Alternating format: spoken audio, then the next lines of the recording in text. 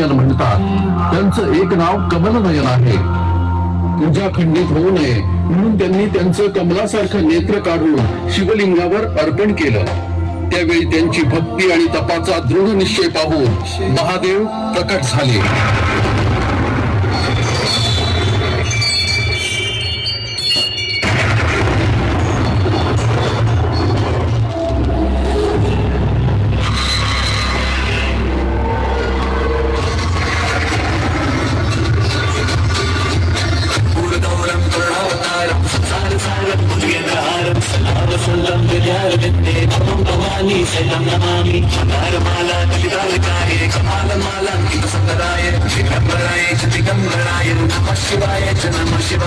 महादेव प्रसन्न झाल्यावर महादेवांनी श्रीहरी विष्णूंना तेजो राशीबाई सुदर्शन चक्र प्रदान केलं.